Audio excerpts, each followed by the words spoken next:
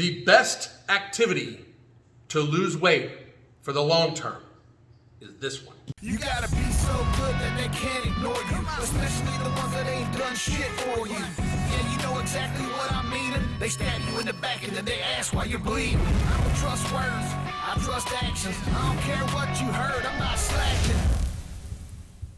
My name is Alan Roberts. This is Every Damn Day Fitness. Thank you for tuning in. Please do share this video no matter what video platform you find it on. I thank you very much. After that, head over to damncollective.com. That's where you find all of our freestanding programs. But you can also find at the very top our Damn Collective Accountability Holiday Special. That's where we are going to help people through the holiday season. If you consistently gain weight through the holiday season and you want to try to avoid that this year, this is a third of the price of our regular coaching. It involves a 30-minute initial consultation, a 15-minute after 1 month consultation, a 15-minute after second month consultation, a half-hour consultation at the very end. In that 3-month period of time, we will help keep you accountable so you do not gain massive amounts of weight over the holiday season if that is what you've normally done. We will help you out with your activity. We will also help you out with workouts for you. We will help hold you accountable. You can use our app's tracking. It fits into your MyFitnessPal and your Apple Watch. You can also have access to all sorts of free yoga, HIIT style training, those sorts of things. If you can work out at home, we have workouts for you. If you work out in a gym, we have workouts for you. This is meant to help you stay accountable through the holiday season for a third of the price of our regular coaching, so you should check that out. Now, for the secret. I'm about to give you a fitness industry secret. A fitness industry secret. You know, all these people, they talk all the time about what's the best fat-burning exercise, and they have the best time for you to work out and the best, way for you to work out, and they have the best exercise, and you gotta do deadlifts standing on one foot with a tutu on, with a beanie cap on, and stuff like that. Or you need to eat this certain kind of food at a certain time of day because the metabolic burn and blah, blah, blah. The best activity you can do for yourself to systemically lose weight and keep it off is stand the fuck up. Stand the fuck up and stay standing. If you traded away 4 hours of your sitting time, and don't look at me as if you don't sit down for more than 4 hours a fucking day. On the average, 180-pound male, or 180-pound person, I shouldn't even say male, but 180-pound person, if they stood for 4 hours instead of sat like they normally do for those 4 hours, they would burn an extra 300 calories in a day. If you went to work and you have an office job and you got a standing desk and you just stood for 8 fucking hours, guess what would happen to you? You would burn anywhere from 400 to 600 extra calories.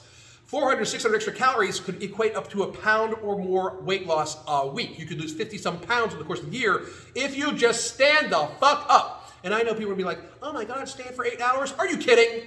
Yes. If you can't stand for 8 hours, if you cannot be on your feet for 8 hours, you have problems. That is something you should address right now. Like right now. If you cannot stand up for 8 hours a day, yet alone repetitively, as a newsflash, if we all of a sudden don't have any electricity or any power or anything like that, you're not gonna live. Like if you can't actually take care of yourself, if you can't stand up for 8 hours and like the apocalypse hits, and it's 2020, if you can't stand up for more than 8 hours, you are not going to do well. And now I know that's, completely out of possibilities that we might, have like problems like that in 2020.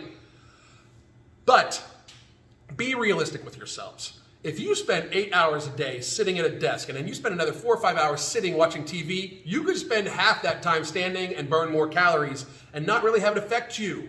I mean, it's not something, if it's super strenuous for you to stand up for 6 hours, I'm gonna say again, you got problems. You should check it. Like really, you should get used to that. You should work on that. Start with like 15 minutes of time every hour and then keep going. There's no reason to actually sit and get work done. It's not good for your spine. It's not good for your body. We actually weren't meant to be sitting in here. We're more supposed to squat and stuff like that. It is not actually healthy for you to stay seated the way you do, period. It's just not.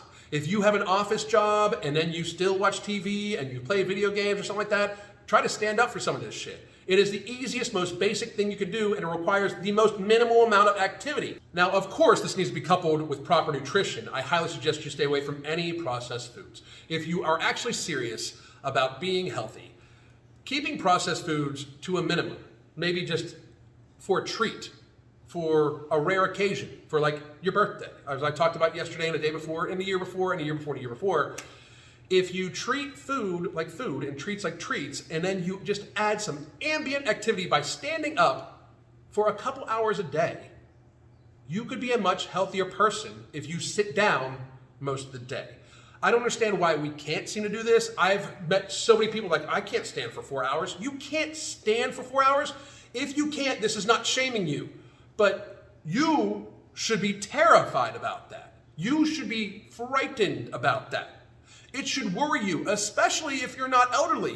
If you're elderly and you can't stand up for 4 hours, you're elderly, have at it.